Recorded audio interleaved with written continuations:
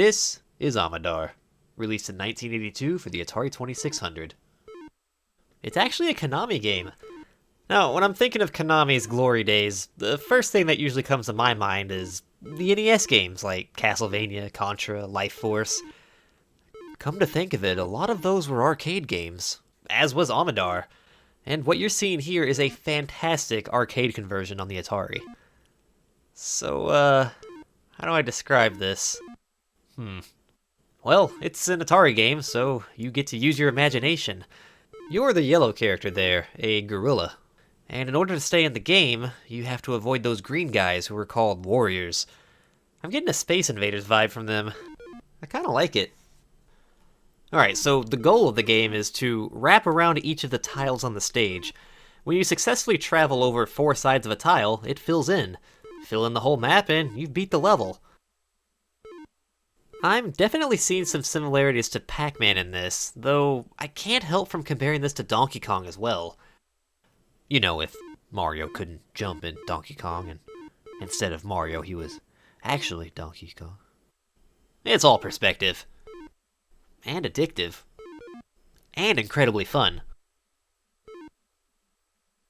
Alright, so the warriors just turned into ducks. Because Atari. That's actually an offensive tactic in this game. If you fill in all 4 corners, then the enemies turn into ducks, and you can eat them. Or ignore them and continue filling in tiles. Similar to the Pac-Man ghosts with power pellets, they will come back though. But unlike Pac-Man, you can only do this once per stage. Another thing to consider is the movement of the warriors. Anytime they reach a vertical path, they'll take it, so you can actually plan a good amount of strategy, keeping that in mind. There's also a single warrior that patrols the entire perimeter of the map, and he doesn't look any different than the rest, so you'll have to keep tabs of him at least.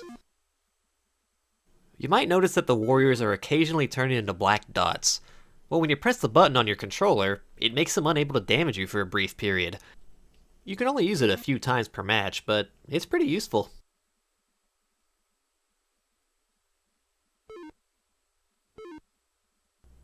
So first you were a gorilla, avoiding warriors.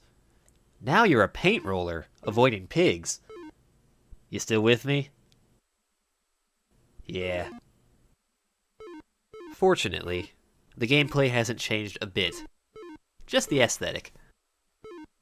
It's one of those neat little quirks that adds a little character to an otherwise visually basic game. I'll take it. It all looks pretty slow and steady at first, but don't be deceived.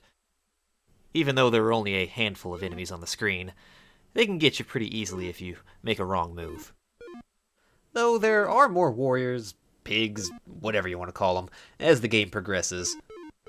Alternately, you can flip the difficulty switch on your Atari for more enemies, but you'll get there eventually.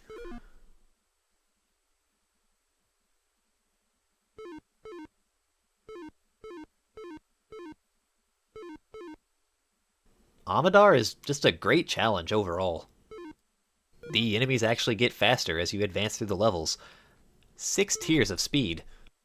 And similar to Kaboom and many other games of the day, it's the simplicity that'll keep you coming back. The game doesn't need flashy characters and a backstory. It's just a really simple concept where you alternate between a gorilla and a paint roller, filling in tiles and avoiding warriors and pigs. Because why not?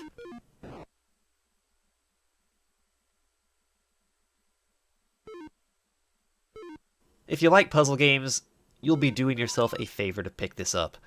I found this not too long ago at a local flea market for about $3, and it's floating around online for roughly the same price.